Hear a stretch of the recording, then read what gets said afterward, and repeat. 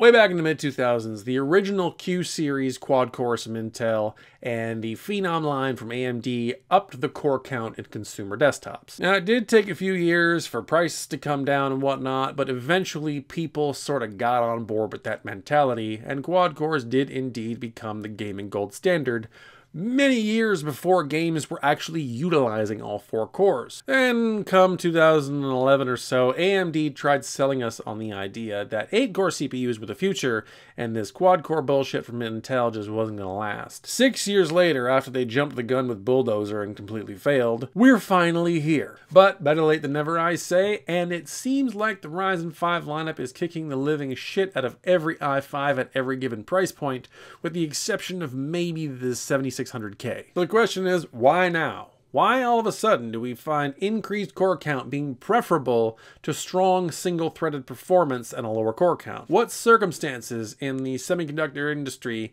led to where we are today? Let's discuss. Would you like to win a copy of Book of Demons? Of course you fucking would. Stay tuned to the end of the video to find out how. And before we address the question why, let's get a few things out of the way just to sort of preempt the arguments that are bound to happen down in the comments. Number one, i5s are still good chips. There's no question about it. Don't feel bad about your purchase if you happen to have bought one in the last year. The numbers are actually pretty close. There are some games that favor the i5. There are some games that favor the R5. Largely speaking, those that can actually utilize the additional cores and threads do very well on Ryzen, and the ones that don't use it at all do very well on the i5 and take advantage of the higher IPC. But the bottom line is they're very different products that are competing in the same market space very differently. So it's not, strictly speaking, an apples to apples comparison, and they each have their own strengths and weaknesses. So if that is in fact the case, and they are more or less even-ish in performance, why are reviewers like Gamers Nexus, for example, I watch them, I'm a big fan of theirs, why are they recommending the R5 over the i5 if performance is relatively the same? Shouldn't you just choose the one that you like the best and stick with that? Well, obviously no, you can't just do that, because like I said, these are two very different products, and what you need to try to discern is which of their advantages are going to play out better in the future. And that in itself, by the way, is one of the fatal flaws of benchmarking, in that it only sort of gives you a snapshot of how something performs today and doesn't account for future conditions. So what makes reviewers so confident that the R5 is going to be a better long-term performer than the i5? Full disclaimer, I am not a developer. I only happen to know a few on the internet that I've spoken with from time to time. The general gist of what they've told me is that multi-thread optimization doesn't just happen on its own. It's a very labor-intensive process. It requires work, and the conditions in the marketplace need to exist for it to be realistic for a lot of smaller studios to take advantage of. Thanks to DX12 and thanks to Vulkan, we are finally there. We're at a place where developers are like, you know what, not only are we going to multi-thread optimize our games and allow them to take full advantage of CPU horsepower across multiple different cores, we, by necessity, have to. Now, where did this necessity come from? Well, simply put, silicon is a mother bitch. For one, we've reached the limit, more or less, of what we can attain through just clock speed improvements. I mean, yeah, we can get up to 5 gigahertz with Kaby Lake, and that's all fine and dandy, but we're not going to have a sudden breakthrough because you can't change the laws of physics. Silicon is what it is. It's a very resistive substance, and it actually doesn't allow for a lot of throughput. You want something that does? You got to look at like germanium or carbon nanotubes or something like that, and we're just not there yet. And number two, if the transition from the Sandy Bridge all the way up to Kaby Lake is any indication, we're kind of at the flat point of that law of diminishing returns curve in terms of generation over generation improvements in IPC. So as I've said on a frequent and regular basis everywhere else on the internet, CPUs by necessity are going to have to be built out as opposed to up. You can't just make the highway longer anymore. You gotta add more lanes to the highway. Both developers and the API makers, DirectX 12 and Vulkan, they all realize this collectively, and they're just like, if we're gonna want to sell games, people are gonna keep using our products, we gotta come up with a solution, and we gotta do it now.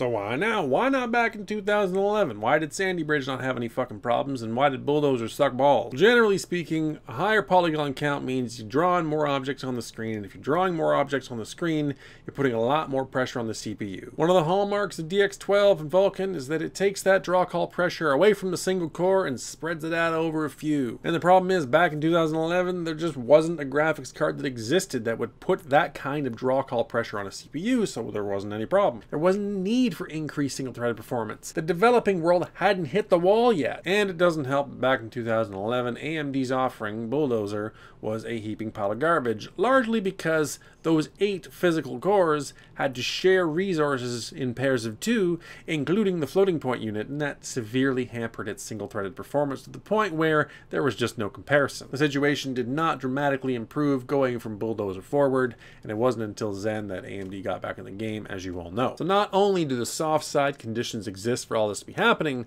but the hardware is better this time around. They've given us high core counts and SMT when it actually matters, and all we've had to sacrifice is a little bit lower IPC and understandably lower clock speeds, being this is a first generation run.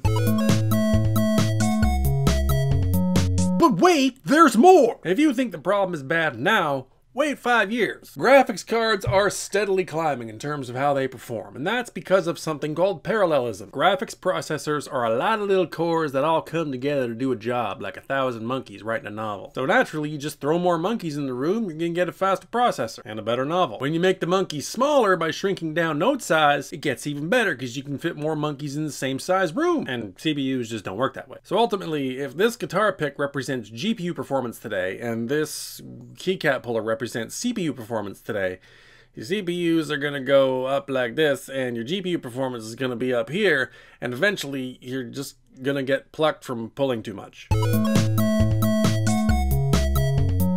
So ultimately, in conclusion, what you have to ask yourself is this one simple question. Are 4 really fast cores going to be enough to compensate for the fact that games are going to be coded to utilize more of them? In the opinion of this one tech tuber, no. Even though, strictly speaking, in today's market, it does perform better than all the other CPUs in the Ryzen 5 lineup, the i5-7600K, the king daddy of them all, is still not worth the purchase. And when you couple all this with the fact that the i5-7600K is actually the most expensive CPU in this entire comparison, and with the fact that the AM4 platform and the corresponding chipsets are, at least in theory, going to survive several iterations of Zen, meaning that your motherboard should last longer, it all adds up to a point in AMD's favor. The same probably can't be said for the R7 lineup. I don't think we're at the point where 8 and 16 are the magic numbers for gaming going forward. But 4, 8, and 612 seem to be the bottom and top ends of that sweet spot in terms of core count, and should be for a while. So unless you're willing to spend that price premium getting an i7-7700K and overclock it shit, getting the best of both worlds, the R5s are the way to go. And speaking of developers, as I have at several points throughout this video, I've recently been in conversation with the guys at ThingTrunk. They got a new game out, it's in early access, called Book of Demons. I bought it, played a little bit, and I thought to myself, you know what? I'm going to reach out to these guys and do what I always do. I'm going to say, I'll give you a free spot if you guys are willing to give away a free copy of your game to one of my viewers, and that is precisely what happened. On my next stream, and I know I do them very infrequently, sometime during the week, this coming week, I am going to be having a stream where I stream the game, chat a bit about hardware, and one of you will be lucky enough to win a copy of this game. So follow me on Twitter at OFA. Make sure you pay attention to when that stream is going to happen. Show up that night. It'll be in the Eastern Standard Time Zone during the evening at some point for your chance to win a copy of Book of Demons. Anyway, once again, thank you sincerely for watching. Don't forget to like and subscribe, and I'll see you again in the next video.